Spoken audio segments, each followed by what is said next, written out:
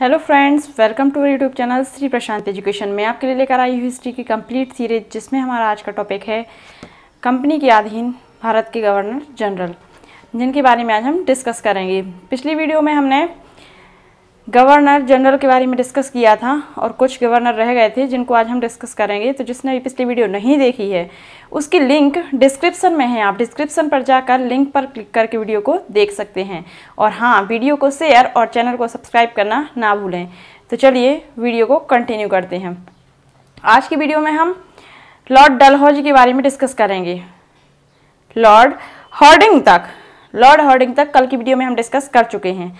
आज की वीडियो में हम लॉर्ड डलहौजी के बारे में डिस्कस करेंगे और लॉर्ड कैनिंग के बारे में, जो कि लॉर्ड कैनिंग अंतिम गवर्नर था, है ना, और वही भारत का वाइसराय बना, प्रथम वाइसराय बना, है ना। तो आज हम डलहौजी के बारे में डिस्कस करेंगे। तो चलिए वीडियो कंटिन्यू करते हैं।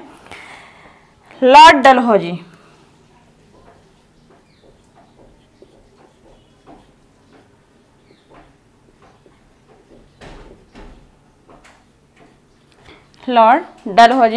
जो लॉर्ड हार्डिंग के बाद अगला गवर्नर जनरल बना। लॉर्ड हार्डिंग के बाद अगला गवर्नर जनरल कौन बना? लॉर्ड डलहौजी, जो 12 जनवरी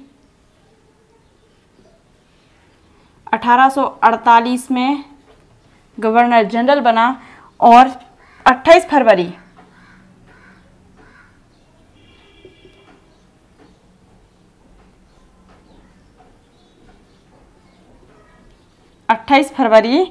1856 तक ये गवर्नर जनरल के पद पर रहा, है ना। गवर्नर जनरल के पद पर इसने 1826 तक कार्य किया। लॉर्ड डलहौजी को अर्ल ऑफ डलहौजी भी कहा जाता है। क्या कहा जाता है?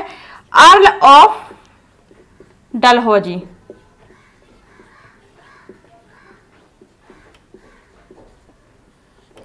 अर्ल ऑफ डलहौजी भी कहा जाता है लॉर्ड डलहौजी को।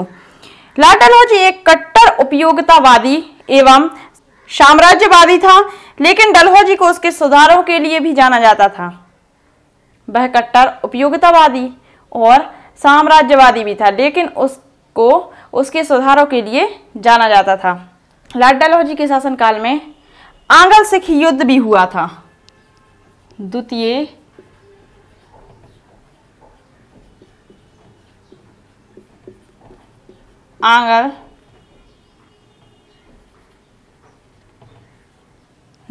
आंग्ल सिख युद्ध लॉर्ड डलहौजी के शासनकाल में हुआ था। ये युद्ध 1848 से लेकर 1849 ईस्वी तक चला था, है ना। 1848 में ये प्रारंभ हुआ और 1849 ईस्वी तक ये युद्ध चला। 1849 में पंजाब का ब्रिटिश शासन में विलय हुआ। पंजाब का किस में विलय हुआ? ब्रिटिश शासन में।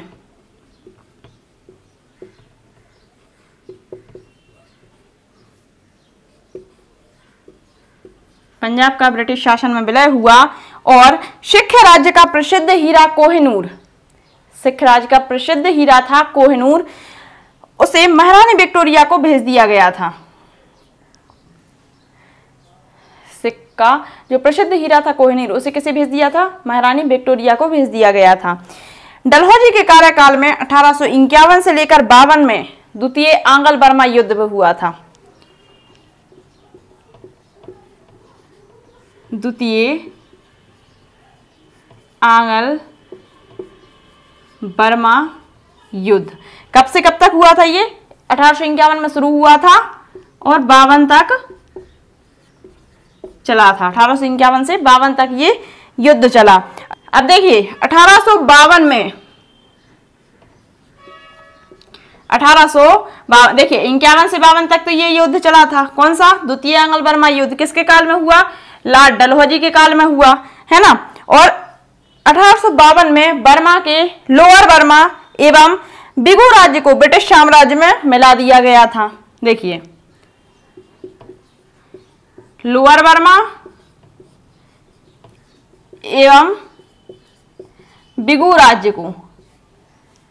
राज्य को ही ब्रिटिश साम्राज्य में मिला दिया गया था। पंजाब को भी विलय कर दिया गया था, है ना। इसके बाद 1852 में लोअर बर्मा एवं विगु राज्य को भी ब्रिटिश साम्राज्य में मिला दिया गया था। अब देखिए, इसके बाद 1850 में, इसके पहले 1850 में डलहौजी ने दो अंग्रेज डॉक्टरों पर, कहां के? सिक्किम पर, है ना, सिक्किम पर दो अंग्रेज डॉक्टरों के साथ दुर्व्यवहार का आरोप लगाकर और उसे अपने अधिकार में कर लिया था। फिर देखिए, सिक्किम को भी अपने अधिकार में कर लिया, सिक्किम को भी अपने अधिकार में कर लिया। कब? 1850 में, है ना। इसके बाद 1852 ईस्वी में एक इनाम कमीशन की स्थापना की। 1852 में एक इनाम कमीशन की स्थापना की, है ना। और इसका उद्देश्य भूमिकर रहित जागीरों का पता करने के लिए उन्हें छीनना था। इसका उद्देश्य क्या था? भूमिकर रहित जागीरों का पता करना और उनको छीन लेना था। इसके बाद डलहौजी को भारत में रेलवे का जनक भी कहा जाता है। इसने पहली बार पृथक रूप से भारत में सार्वजनिक निर्माण विभाग की स्थापना करवाई थी। सार्वजनिक निर्माण विभाग की स्थापना करवाई थी और इसने 1854 ईस्वी में स्वतंत्र विभाग के रूप में लोक सेवा विभाग की भी स्थापना करवाई थी। कब? 1854 में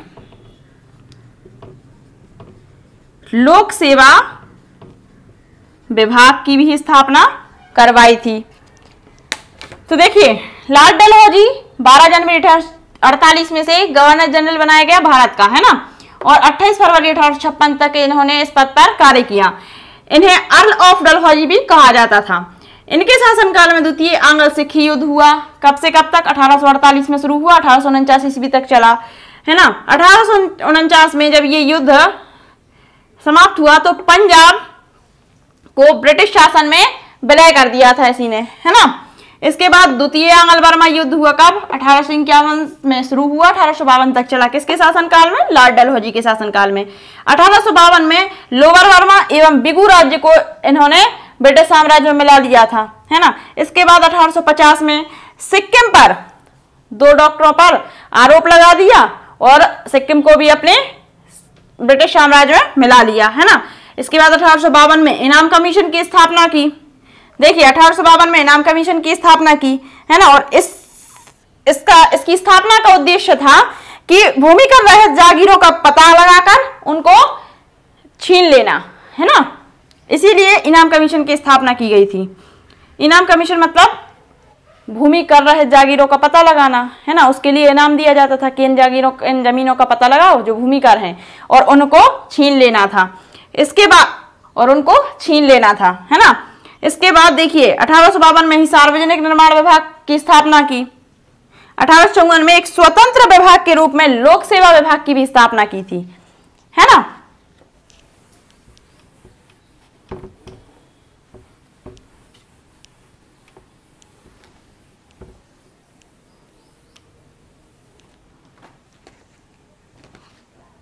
इसके बाद देखिए, लॉर्ड डलहौजी को रेलवे का जनक भी कहा जाता है।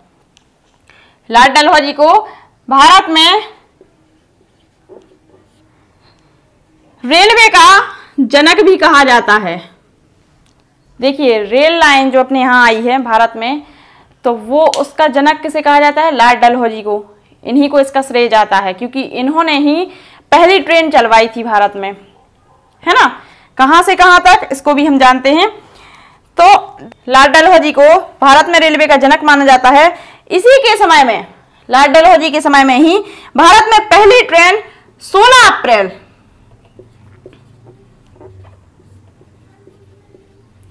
1853 16 अप्रैल 1853 में चलाई गई थी। कहां से कहां तक? बंबई से ठाणे तक, है ना। बंबई से थाने तक ये ट्रेन चलाई गई थी पहली बार 16 अप्रैल 1853 में। कितने किलोमीटर चली थी? तो ये 34 किलोमीटर 34 किलोमीटर चली थी। इसके बाद 1854 में नया पोस्ट ऑफिस एक्ट पारित हुआ था।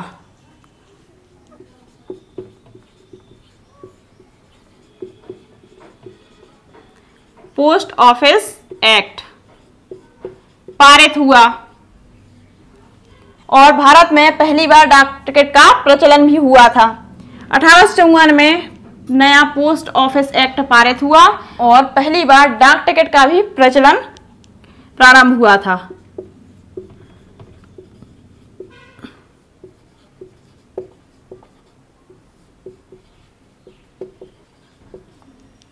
देखिए, डलहौजी के शासनकाल में ही उसके व्यापक सिद्धांत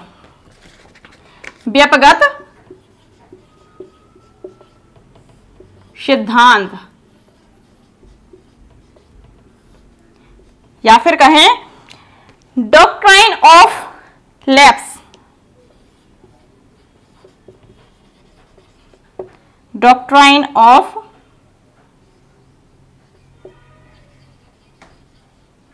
लैप्स।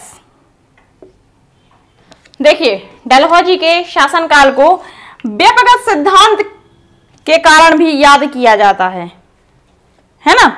व्यापक सिद्धांत के कारण भी याद किया जाता है या फिर कहें डॉक्ट्राइन ऑफ लैप्स। इसे डॉक्ट्राइन ऑफ लैप्स भी कहते हैं, जिसके कारण इसे याद किया जाता है।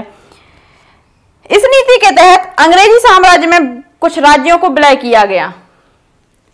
व्यापक सिद्धांत की नीति के तहत कुछ राज्यों को विलय किया। उन राज्यों के बारे में भी हम जानते हैं। सर्वप्रथम देखिए, सबसे पहले सतारा को 1848 में, है ना? इसके बाद जैतपुर जो कि बुंदेलखंड में है, और संभलपुर जो कि उड़ीसा में है, और झांसी को 1853 ईस्वी में। देखिए, कौन कौन से राज्यों का विलय किया गया? तो सबसे पहले सतारा, कब? 1848 ईस्वी में। 1848 में सतारा का विलय किया गया, है ना? इसके बाद जैतपुर जो कि बुंदेलखंड में है, और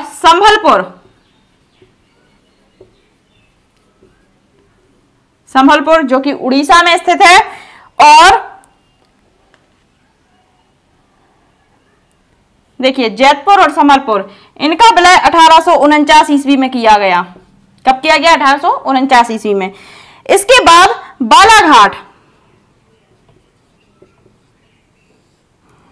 बालाघाट जो कि हिमाचल प्रदेश में स्थित है, इसका विलय 1850 ईस्वी में किया गया। इसके बाद उदयपुर जो कि मध्य प्रदेश में स्थित है, और इसका विलय 1852 ईस्वी में किया गया।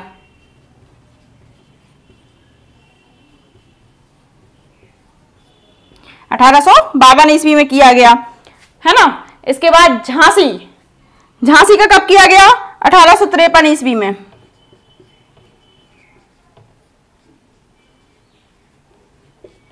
झांसी कहाँ स्थित है? यूपी में, है ना?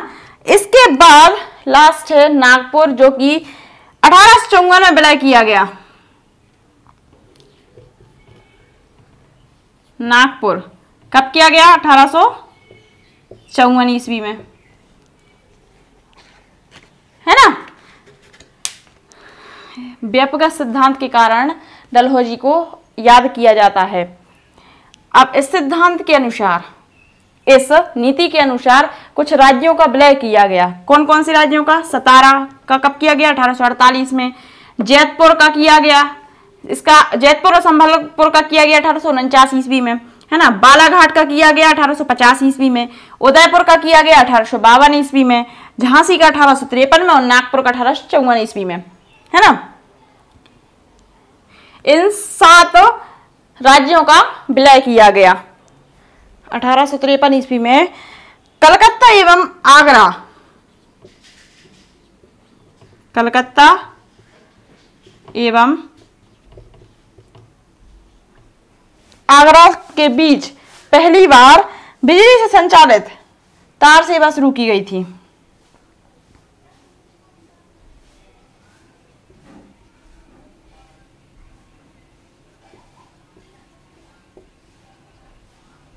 बिजली से संचालित तार सेवा शुरू की गई थी, है ना।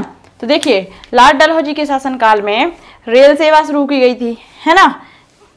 पोस्ट ऑफिस एक्ट पारित हुआ था जिसके तहत डाक टिकट प्रचलन किया गया था, और इसी के शासनकाल में कलकत्ता से आगरा तक बिजली से संचालित तार सेवा भी शुरू की गई थी। देखिए, लॉर्ड डलहौजी को रेलवे का जनक कहा जाता है क्योंकि इन्होंने सबसे पहली रेल चलाई थी इन्होंने, है ना, इन्हीं के शासनकाल में चलाई गई थी। तो पहली ट्रेन 16 अप्रैल 1853 में चलाई गई थी बम्बई से थाने तक 34 किलोमीटर, है ना। इनके शासनकाल में 1854 में पोस्ट ऑफिस एक्ट पारित हुआ और डाक टिकट प्रचलन प्रारंभ हो गया था। अब देखिए, व्यक्तिगत सिद्धांत के कारण या फिर कहें डॉक्ट्राइन ऑफ लैप्स के कारण इनको याद किया जाता है।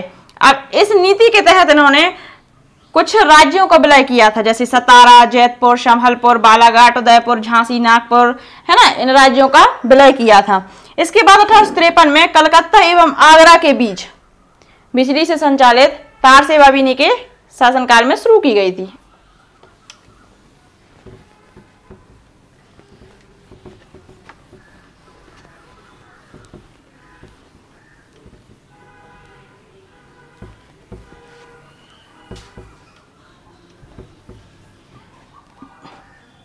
इसके बाद देखिए, लॉर्ड डलहौजी ने शिमला को ग्रीष्मकालीन राजधानी बनाया था।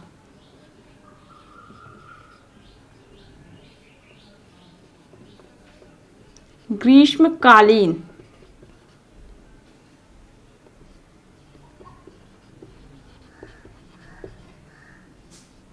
राजधानी बनाया था। देखिए,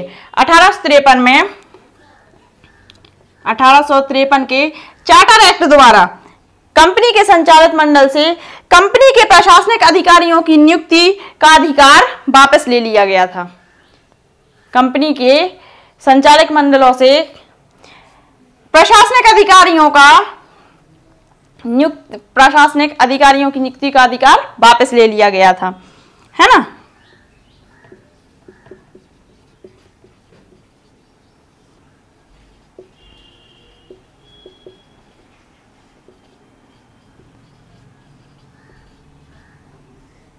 नियुक्ति का अधिकार वापस ले लिया गया था।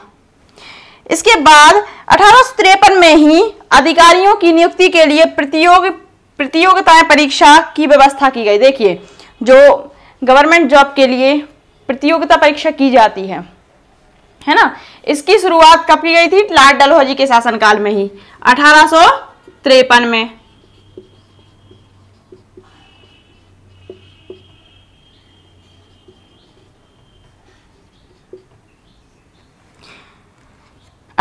में जो अधिकारियों की नियुक्ति की जाती थी उसके लिए प्रतियोगिता परीक्षा की व्यवस्था की गई थी, और जिसके लिए उम्र सीमा रखी गई थी 18 से 23 वर्ष। उम्र सीमा कितनी रखी गई थी? 18 से 23 वर्ष। देखिए, सत्येंद्रनाथ टैगोर पहले भारतीय थे जिन्होंने 1863 में लंदन में हुई सिविल सेवा परीक्षा में सफलता प्राप्त की थी। रविन्द्रनाथ टैगोर ने 1863 में जो लंदन में हुई थी प्रतियोगिता परीक्षा सिविल सेवा की, उसमें सफलता प्राप्त की थी, है ना। इसके बाद किसने की थी? सत्येंद्रनाथ टैगोर ने।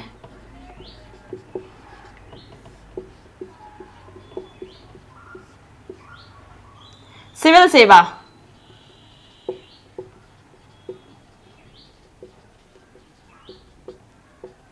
पहली बार पास की थी इन्होंने, है ना। और 1922 ईस्वी में इलाहाबाद जो कि भारत में है, एवं लंदन, दोनों स्थानों पर 7 सिविल सेवा परीक्षा का आयोजन किया गया था। कहां? लंदन और भारत में कहा? इलाहाबाद में सिविल सेवा परीक्षा का आयोजन किया गया था। इसके कार्यकाल में ही दार्जिलिंग को सम्मिलित कर लिया गया था।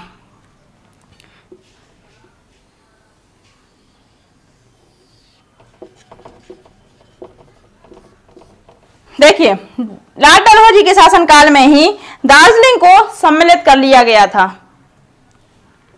भारत में, है ना।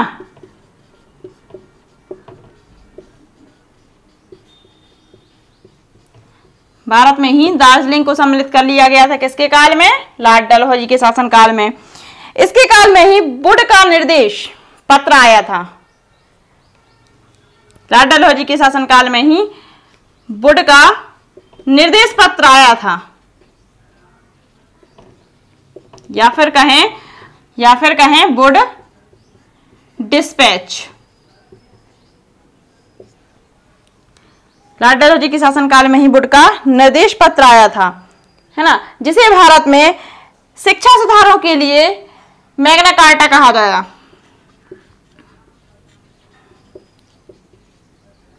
मैग्ना कार्टा कहा जाता है। वुड का निर्देश पत्र आया था, है ना, और जिसे शिक्षा के सुधार के लिए क्या कहा जाता है? मैग्ना कार्टा कहा जाता है। 1856 ईस्वी में अवध को कुशासन का आरोप लगाकर अंग्रेजी राज में मिला लिया था। 1856 ईस्वी में अवध पर क्या का आरोप लगाया?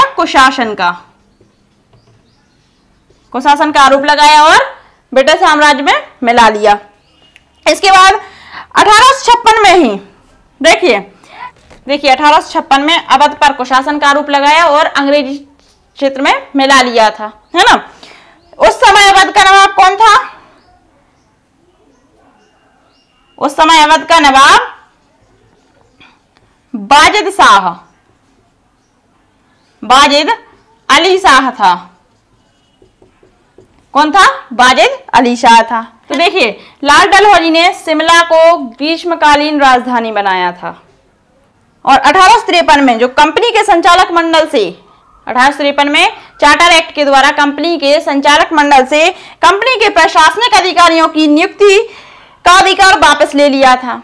कब? 1853 ईस्वी में। और 1853 ईस्वी में ही अधिकारियों की नियुक्ति के लिए प्रतियोगिता परीक्षा आयोजित की गई थी और इसकी उम्र रखी गई थी 18 से 23 वर्ष। अब देखिए, ये मैं अलग से आपको बता रही हूं कि सबसे पहले जो सिविल सेवा परीक्षा में सफलता प्राप्त की थी किसने? सत्येंद्रनाथ टैगोर ने, है ना। और इस परीक्षा को लंदन और भारत में एक साथ आयोजित किया गया था। भारत में कहा? इलाहाबाद में आयोजित किया गया था। लॉर्ड डलहौजी ने ही भारत में दार्जिलिंग को मिलाया था, है ना। और लॉर्ड डलहौजी के शासनकाल में वुड का निर्देश पत्र आया, जिसे वुड डिस्पैच भी कहा गया। और ये किस लिए आया था? ये शिक्षा के सुधारों के लिए, है ना, जिसे भारत में शिक्षा के सुधार के लिए क्या कहा गया? मैग्ना कार्टा कहा गया। और 1856 में लॉर्ड डलहौजी ने अवध पर कुशासन का आरोप लगाकर उसे अंग्रेजी क्षेत्र में मिला लिया था। और उस समय अवध का नवाब कौन था? बाजिद अली शाह।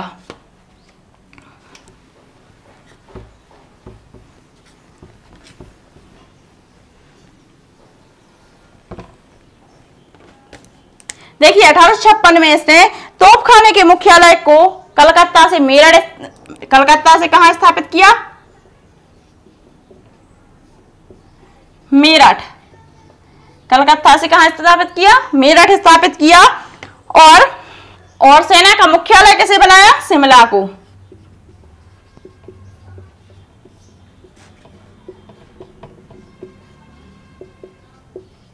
शिमला को सेना का मुख्यालय बनाया। देखिए, लॉर्ड डलहौजी के शासनकाल में ही भारतीय बंदरगाहों का विकास करके उन्हें अंतरराष्ट्रीय वाणिज्य के लिए खोल दिया गया था। और इसी के समय में हिंदू विधवा अधिनियम भी पारित किया गया था। लॉर्ड डलहौजी के शासनकाल में ही हिंदू विधवा अधिनियम पारित किया गया, है ना। और इसी के शासनकाल में नरबलि प्रथा को रोकने का प्रयास भी किया गया था।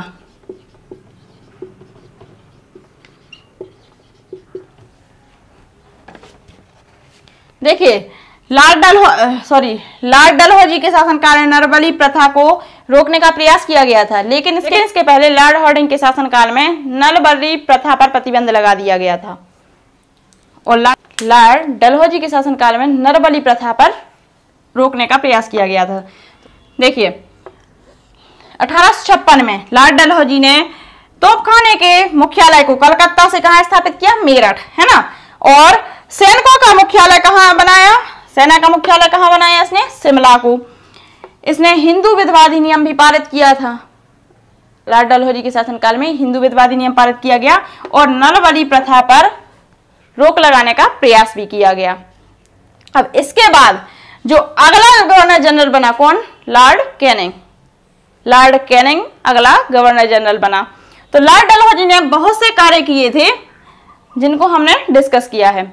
अब हम जानेंगे लॉर्ड कैनिंग के बारे में, जो लॉर्ड डलहौजी के बाद अगला गवर्नर जनरल बना और वही भारत का प्रथम वायसराय भी बना।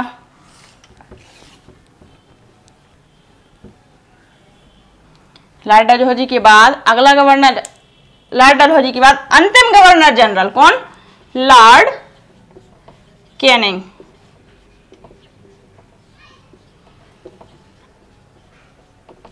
अंतिम गवर्नर जनरल बना था कौन? लॉर्ड कैनिंग, और यही भारत का पहला वायसराय भी बना था। लॉर्ड कैनिंग 28 फरवरी 1856 में इसे गवर्नर जनरल बनाया गया। कब? 28 फरवरी 1856 में, क्योंकि 28 फरवरी तक कौन था? लॉर्ड डलहौजी था, है ना। इसी के बाद इसे गवर्नर बनाया गया और 1 नवंबर 1858 तक इसने इस पद पर कार्य किया। इसके बाद इसे वायसराय बना दिया गया भारत का। तो लॉर्ड कैनिंग कंपनी के अधीन भारत का अंतिम गवर्नर जनरल बना था। कंपनी के अधीन भारत का अंतिम गवर्नर जनरल कौन बना? लॉर्ड कैनिंग, है ना। तथा ब्रिटिश साम्राज्य के अधीन नियुक्त भारत का प्रथम वायसराय भी था। तथा ब्रिटिश साम्राज्य के अधीन नियुक्त भारत का प्रथम वायसराय भी बना कौन? Lord Canning. लॉर्ड कैनिंग के कार्यकाल की सबसे महत्वपूर्ण घटना है 1857 का विद्रोह।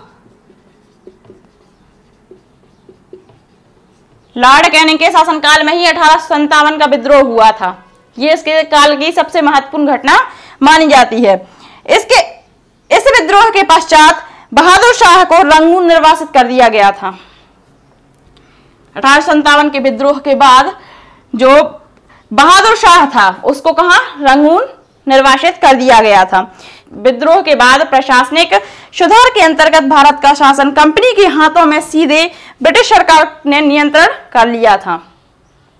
विद्रोह के बाद प्रशासनिक सुधार के अंतर्गत भारत का शासन कंपनी के अधीन से सीधे ब्रिटिश सरकार के ब्रिटिश सरकार ने नियंत्रण में ले लिया था, है ना।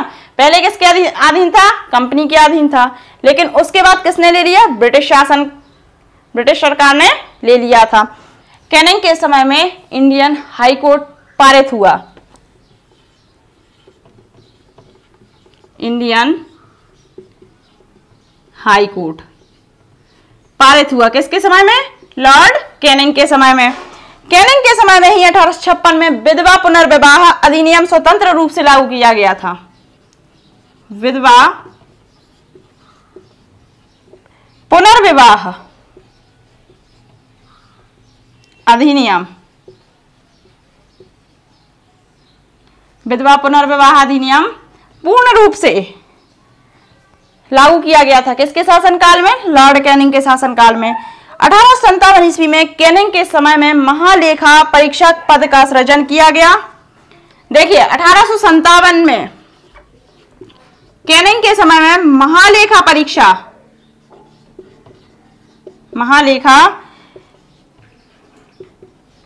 परीक्षक पद का सृजन किया गया था। परीक्षा पद का सृजन किया गया और जो स्वतंत्रता के बाद नियंत्रण एवं महालेखा परीक्षा कहलाया। देखिए 1857 में महालेखा परीक्षक पद का सृजन किया गया, जो स्वतंत्रता के बाद नियंत्रक एवं महालेखक परीक्षक कहलाया।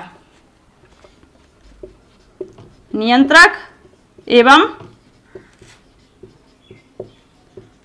महालेखा परीक्षक कहलाया, है ना। इसके बाद और भी कार्य हैं जो लॉर्ड कैनिंग के द्वारा किए गए, लेकिन वो जब वो वायसराय के पद पर आए उन्होंने तब वो कार्य किए। इतने कार्य तो इन्होंने गवर्नर के पद पर किए, है ना। तो देखिए, लॉर्ड डलहौजी के बाद अगला गवर्नर कौन बना? लॉर्ड कैनिंग, जो कि भारत का अंतिम गवर्नर जनरल हुआ। कंपनी के अधीन भारत का अंतिम गवर्नर जनरल हुआ कौन? Lord Canning. इसे 28 फरवरी 1856 में गवर्नर बनाया गया और 1 नवंबर 1858 पर इस पद पर इसने कार्य किया। इसके शासनकाल की सबसे महत्वपूर्ण घटना थी 1857 का विद्रोह। देखिए, और इसी के शासनकाल में इंडियन हाई कोर्ट एक्ट पारित किया गया था। इंडियन हाई कोर्ट एक्ट पारित किया गया था, जिसके द्वारा बंबई, कलकत्ता, मद्रास में एक एक उच्च न्यायालय की स्थापना की गई। कहां कहां? बंबई, कलकत्ता, मद्रास में एक एक उच्च न्यायालय की स्थापना की गई थी।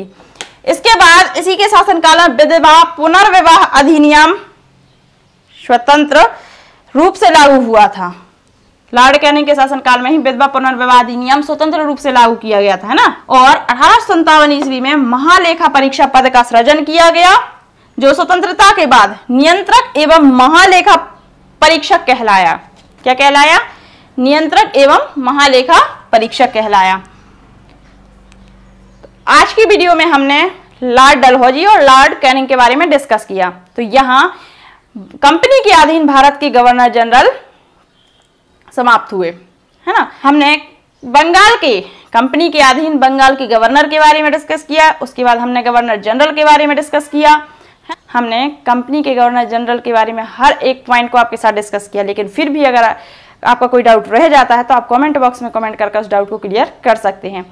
Thank you. अगर आपको वीडियो पसंद आई हो तो वीडियो को लाइक करें, चैनल को सब्सक्राइब करें, बेल आइकन को प्रेस करना ना भूलें ताकि आने वाला नोटिफिकेशन आपको मिलता रहे। और वीडियो को अधिक से अधिक शेयर करें, प्लीज वीडियो को अधिक से अधिक शेयर करें।